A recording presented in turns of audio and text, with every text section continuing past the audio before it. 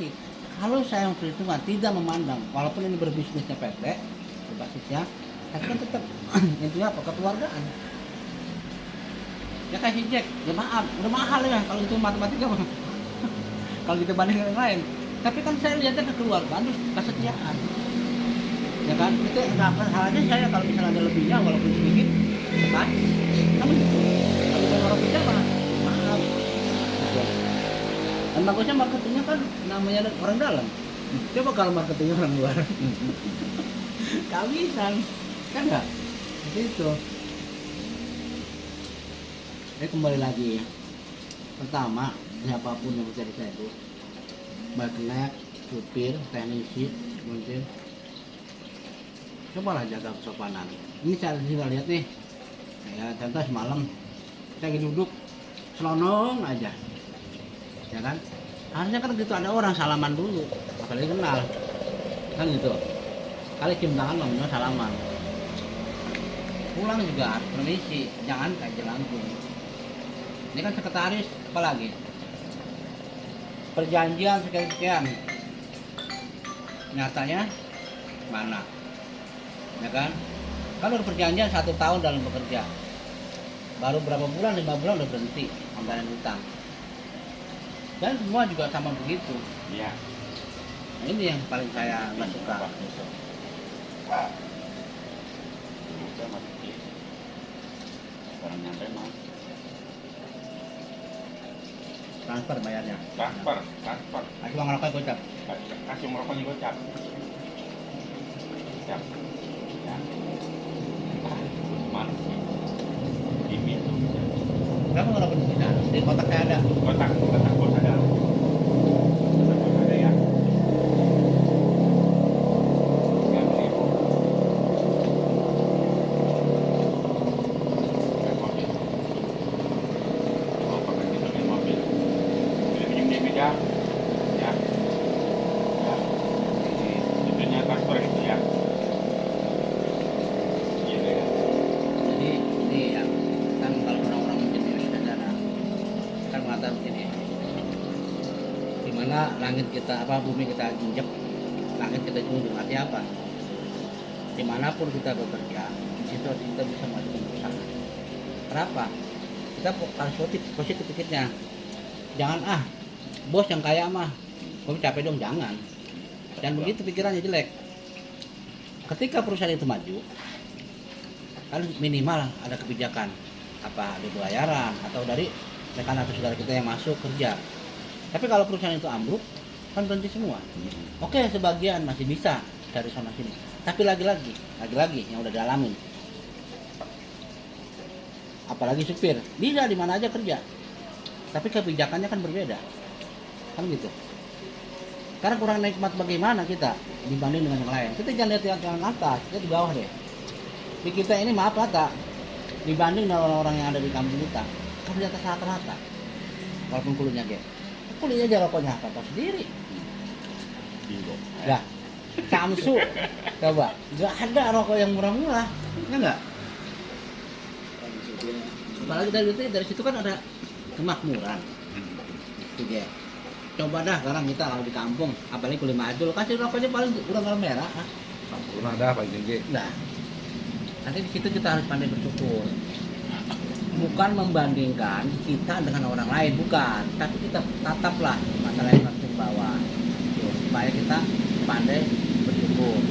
Dan ini untuk semua nih, baik sekretaris, montir, teknisi, supir maupun kenek. Cobalah berusaha mencintai pekerjaannya masing-masing. Syukur yang udah bisa mencintai, jalankan kewajiban dan tanggung jawab dengan baik. Tapi kalau yang belum mencintai, coba berusaha dengan baik mencintai pekerjaan itu. Dan kalau sampai saat ini ada yang belum bisa mencintai dan menghargai pekerjaan itu, saya sarankan mendingan resign. Kenapa? Bikin dongkol doang. Yang pengendara yang ada di mobil pada rusak. Ya kan? Dongkolan gue duduk gue bro. Dongkol baik, nggak ikhlas. Kalau orang bebas gitu. Masih nggak berhenti. Mumpung musim hujan. Mau teknisi mau berhenti silakan. Mumpung musim hujan. Gitu. Daripada maaf kata yang dongkol doang. Kenapa pekerjaan itu bilang apapun bidangnya harus kita cintain. Kalau kitanya cuma sekedar nyari duit, ya lagi-lagi saya bilang tanpa dipikirkan kinerja kita, mendingan nggak usah kerja, mendingan kita beli tuyul. Benar, banyakin bini simpan MTin kan begitu logikanya. Makanya saya ajak saya kemarin semua, kita ini makhluk sosial, makhluk yang punya agama. Dalam bekerja kita harus tahu mana yang halal, mana yang haram, mana yang boleh, mana yang tidak, mana kewajiban, mana hak, gitu loh. Jadi semuanya kita harus bisa manajemen atau memberikan contoh-contoh yang baik. Ya mungkin lagi-lagi, apalagi ini dalam kesopanan ya, yang namanya atasan bukan berarti nggak pernah salah, ya kan? Semuanya pasti manusia pernah salah. Cuman kalau dalam hal bisnis, ya memang ya bukan saya sok-sokan mengatur, tapi lagi-lagi memang saya punya perusahaan, memang saya yang punya aturan. Ya bagaimana, masa saya kudu diatur sama bawahan, kan nggak mungkin. Ada juga bawahan kalau ada ide-ide positif, ajukan ke atasan, bos kita supaya maju begini-begini. Buat kemajuan saya nggak akan marah kalau memang ada masukan supaya kita lebih maju. Bukan berarti saya diatur sama bos, gue maunya anu aja, gue mau anu aja. Itu namanya ngatur. Nggak boleh. Kita diatur bini bagaimana sih? Kalau diatur bini, kesel kagak? Nah, begitu ya logikanya. Ya kan? Nah, sekarang atasan kan wajar. Atasan menghargai bawahan, bawahan menghargai atasan. Lagi-lagi, kan saya secara real fakta. Nggak mungkin saya jadi bos, nggak mungkin kalau Allah tidak berikan saya sedikit kelebihan daripada kalian. Nggak mungkin, ya kan? Kan tahu sendiri saya siapa dulunya, ya kan? Nggak mungkin Allah tuh saya kasih jadi bos kalau saya nggak punya kelebihan dari kalian semua, gitu loh. Paham? Jadi kalau diatur, jangan atur lagi. Siap. Ada juga kalau kamu punya ide, ngobrol baik-baik nih kayak gini nih, bos saya punya ide nih, gimana kalau bisa usaha kita tambah nih begini, pelayanannya lebih baik begini, kan begitu enak. Kan banyak banget karena pelanggan hilang. Contoh di air nih, sampai banyak rela ngebohong. Akibat apa? Akibat dia tidak mematuhi aturan, bohong pun jadi. Sering banget, bukan hanya ngebohongin saya, tapi ngebohongin pelanggan. Ini air mana? Air gunung, pada saya Ciawi. Nyatanya air Cikarang. Ya sekali dua kali orang kagak tahu, nggak tahu. Maksudnya kita jujur. Air curah, air gunung kan harganya beda. Daripada orang dibilang air gunung, nggak tahu ngambilnya air kobakan. Kan malu sayanya. Kan gitu. Nah ini kan banyak. Hampir kalau saya itu hampir 100 lebih pelanggan kita yang keluar. Yang pertama karena pelayanan kurang baik. Yang kedua kualitas air yang kurang baik, ya kan? Yang ketiga baru harga. Harga itu belakangan. Sebenarnya orang lebih nyaman ya, kayak kualitas bagus, baik pemasangan, pelayanannya cakep, dari sisi sopan, ya kan? Kesopanannya ada. Terus ketepatan waktu, orang tuh nyaman, mahal-mahal dikit nggak bakal pindah. Dan ini terbukti loh, saya punya pelanggan hampir 100 lebih, pelanggan lama nggak ada yang geser. Kalau yang langsung kenal ke saya, yang geser itu banyak kan yang baru-baru. Akibat apa? Akibat pertama kendalanya ialah supir. Air yang udah mah kirimannya lambat, kasih air tidak mulu. Tuh. Makanya sekarang ketambahin juga. Kenapa? Supaya sesuai dengan permintaan. Ya kalau dia minta airnya kobak, ya kobak nggak masalah, kita nggak bohong. Enak. Itu enak. Tapi kalau minta air gunung dikasih air kobak, itu jadi masalah, bohong namanya. Gitu loh. Ya seperti ini. Kita minta tempe kasih tahu, walaupun sama-sama makanan, walaupun sama-sama air. Tapi kan komplain. Orang biasa makanannya tempe kasih tahu. Orang biasa minum air gunung kasih air kobak. Begitu pun sebaliknya, nggak enak gitu loh. Nah, ini yang terjadi. Yang kedua, yang terakhir yaitu ketiga, tanggung jawab dari kendaraan sendiri. Ini yang baru tadi kita amatin masuk ke bengkel. Mobil kan parah banget. Ini nggak ada, ini nggak ada, ini nggak ada. Itu kemana tanggung jawabnya? Itu kan kelalaian mutlak. Mutlak kelalaian supir. Bukan mobil rusak karena dipakai. Karena kalau mobil rusak karena dipakai, mah dari dulu saya nggak pernah komplain. Tapi rusak karena kelalaian, masa sih? Tutup kita aja copot, sana dia hilang, kan kebangetan. Gitu. Artinya apa? Itu mutlak kelalaian. Di sinilah saya bilang tadi. Selain kita punya kewajiban sama perusahaan, kita pun punya kewajiban atau punya tanggung jawab atas apa yang diamanahkan oleh perusahaan, termasuk asap nih, termasuk pengiriman itu tanggung jawab Sep, gitu loh. Jangan maaf kata, lagi-lagi saya sama baik pengennya mah tanpa kerja, tanpa capek, pengennya duitnya banyak. Cuma kan begitu mah kan kalau secara orang umum mustahil, kecuali para wali begitu mah, kan jadi capek miripnya. Nah, kita orang awam, kan banyak duit dia kerja dulu, pengen kenyang ya makan dulu, kan gitu. Jadi kalau mau instan itu tadi jalannya jangan salah, tidak menganjurkan, yang ngepet atau apa kan gitu. Ya cuma semua ada resiko loh, jangan salah, jangan anggap ngepet atau tuyul itu enak. Karena apa? Semua pasti ada resikonya, baik yang halal maupun yang haram. Gitu. Lagi-lagi kalau kita bekerja udah biasa yang haram, sulit untuk dapat yang halal, gitu loh. Kalau kita biasa kerja buruk, sulit untuk diperbaiki. Tapi kalau kita mau memperbaiki dengan sungguh-sungguh pasti bisa. Apa sih nggak bisa? Apalagi maaf ya supir, SIM punya mobil sehat, badan sehat, ngirim jauh dikit, nggak bisanya kenapa? Ya semua kita kagak tahu awalnya mah. Kan ada sekarang apalagi sekarang zaman canggih, ada Google Map, tinggal Sherlock, ya kan? Lah, apalagi maaf kata, bos ini kalau nyuruh itu kan penuh dengan tanggung jawab. Apapun terjadi di lapangan, bos tanggung jawab. Bahkan kesalahan yang dibuat oleh karyawan pun bos masih tanggung jawab. Walaupun itu sudah tuh apa tanggung jawabnya karyawan. Contoh kayak semalam pada bayarin apa, tanggung jawab, nggak ada ganti rugi.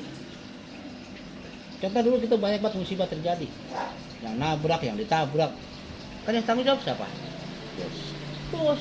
Supirnya tanggung jawabnya bicara doang, lu coba saya tanggung jawab gitu katanya. Nah, disinilah perlunya aku bilang tadi, namanya siapapun orang yang nggak bos nggak atasan. Saya juga punya hak dan bisa tanggung jawab. Bawahan pun sama, punya hak dan tanggung jawab. Itu jangan sampai ke depan ini lagi-lagi, jangan sampai pelanggan banyak yang pindah lagi.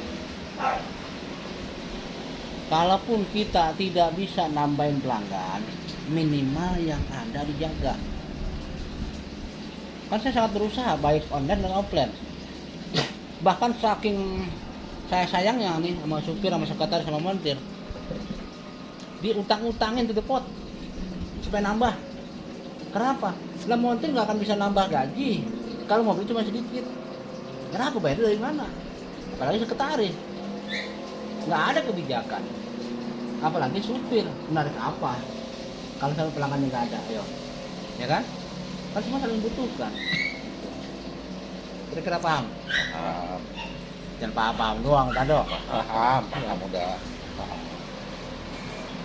Ya artinya ke depan lagi-lagi pertama yang saya tekankan, jagalah kesopanan. Sopan santun itu penting, baik sama yang tua maupun yang muda, baik sama perusahaan maupun sama depot-depot ini. Tolong nih ya yang kenek atau supir yang masih merasa kurang sopan nih, yang kurang kesopanannya tolong diperbaiki. Itu. Yang kedua, kewajiban masing-masing, semua ada tugasnya semua. Tugas dan kewajibannya udah ada kan masing-masing. Sekretaris, montir, teknisi, supir, ada kewajibannya gitu. Nah, ketika udah ada kewajibannya, dituntut juga tanggung jawabnya. Gitu loh. Baik hal moral dan moralnya. Nah, udah ada semua, kesopanan udah ada, kewajiban udah ada, tanggung jawabnya udah ada, baru kita nikmatin hasil. Dan hasil tidak akan membohongi pekerjaan kita. Jangan hanya hasil. Lu kebanyakan nih, pola pikir kita banyak nih orang nih. Hasilnya diambil, potong dulu, kerjanya belum. Ini sering terjadi. Jangan gitu. Ya. Jangan. Ya kayak perpanjang kita malah orang kerjanya. Jangan. Lagi-lagi nih. Yang mudah-mudahan nih, Belakang. sengaja saya videoin biar kalian dengar semua. Walaupun suara saya balas, biar keingetan kesopanan dan kewajiban serta tanggung jawab, ya kan? Baru kita nikmati hasil. Dan niscaya nggak banyak utang. Kan akibat banyak utang apa? Akibat nih dilalaikan nih yang dua. Kewajiban dan tanggung jawabnya lalai. Siapa hutang? Hutang juga ada tanggung jawab ya bayar. Karena nggak bayar. Bayar utang. Harus bayar utang itu. Mau kaligus, mau sedikit-sedikit, itu harus bayar. Apalagi perusahaan banyak kebijakan, dibayar tanpa bunga kalau minjem kan. Minjem berapapun kalian nggak pernah saya bungain. Kedua, saya nggak minta kaligus, kalian untuk bayar kaligus. Cicil, kan enak. Ada tukang catetnya. Coba kalau bayar tukang catet, si Aan, si Nisa, si Firda, nggak akan mau dibayar 200.000 sebulan.